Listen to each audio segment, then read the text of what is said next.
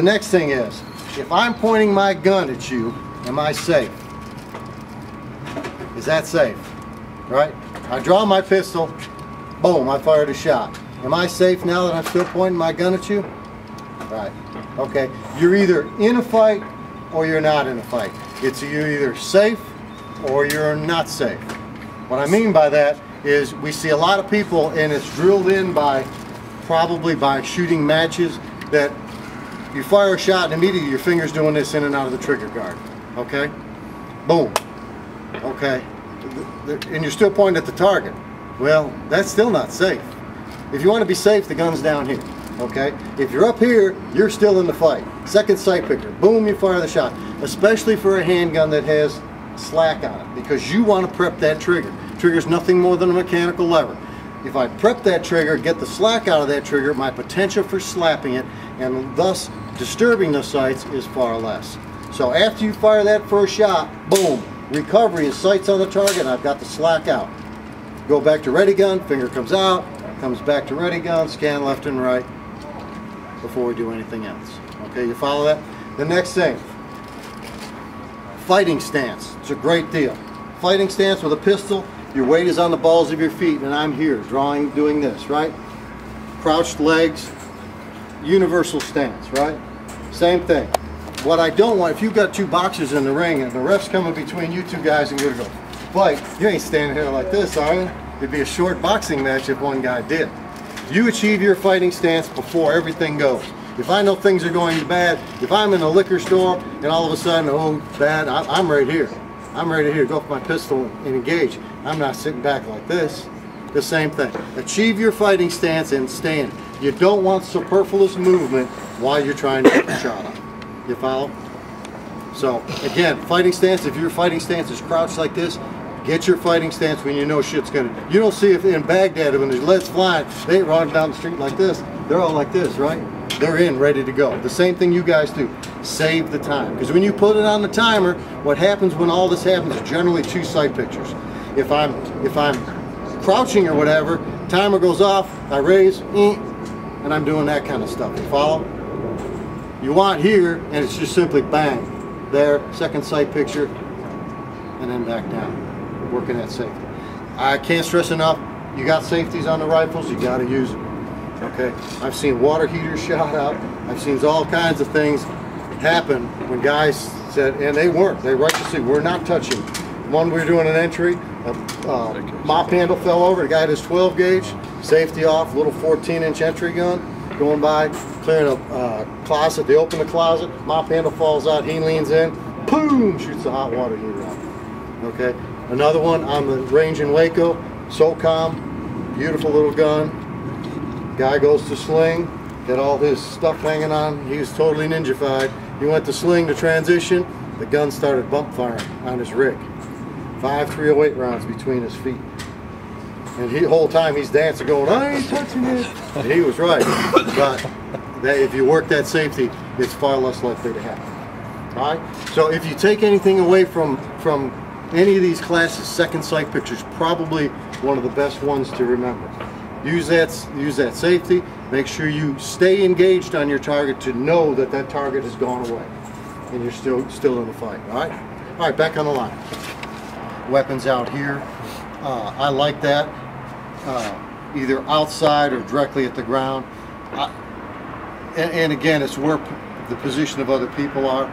If you trip or something, there's a natural tendency to palm out. So what you want to be aware of is if you fall or something, that your finger stays outside that trigger guard. Sympathetic response, if you grab something, left and right sides of the brain aren't separated as much as we'd like to think they are.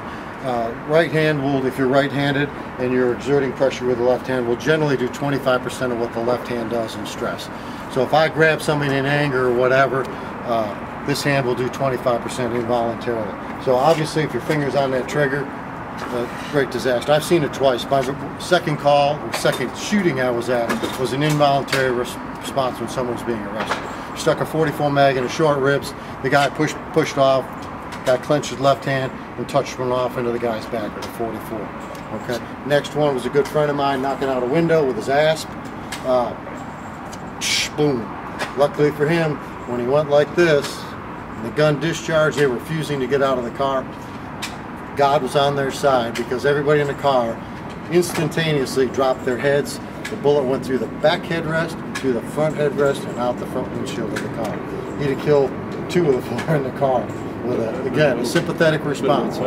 That's why we harp and harp. Finger off that trigger until your sights are on the target you're ready. Okay. Mounting, now, ready gun. It depends, again, your position, what you're working from. If I've got nothing between me and the target, my ready gun is in here, like this. Why? Because if I have to engage a target from here, I don't do anything but squeeze the trigger, right? Also, if someone tries to disarm me, I'm in my house moving through my house, and somebody tries to disarm me and I can't back up. If I'm here and you rush me and I can't back up, I can do this and get you off me. If my hand is here and you grab my wrist or grab the gun, the only defense I have to do that is to do this. And the only way that works well is if you don't follow me. If you pull back, when I do, watch what happens to my hands. It comes up, right, and centers out. But you have to have the ability to clear back. Now, be that rifle or pistol, okay, when I'm moving. If you don't have the ability to step back, if you're pinned up against the wall, or if the guy bum rushes you, you're still in this position and you're in a fight for your life. If I'm in a ready gun here, simply doing this will generally get the person off of you multiple times. So, thing to remember, my ready gun, when I'm in a ready gun position,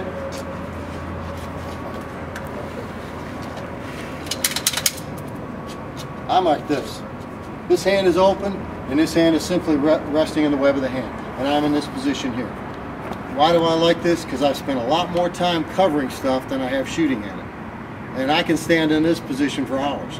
Elbows locked into my side, and if something happens, I roll it up, index and fire, just like that. Roll it up. This position here, where you've got both hands clenched, ready to go, it's good for 5 or 6 minutes, then all of a sudden it becomes, okay, things start falling apart. The less muscles you got to use, the longer you can stay in any position. And I just, from here, I simply rotate just like that, fast. Okay, rifles, depending on what you've got, the system you've got set up, how much whiz bang gizmo.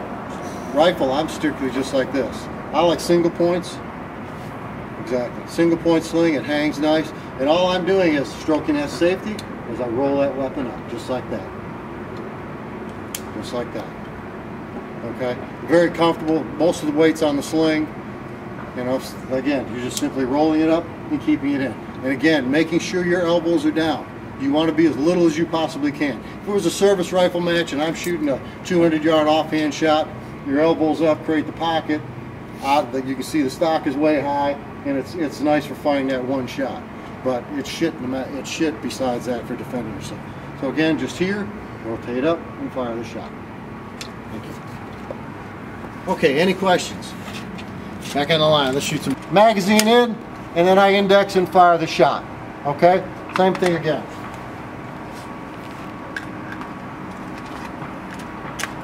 Raise it up, fire the shot. Bad mag in.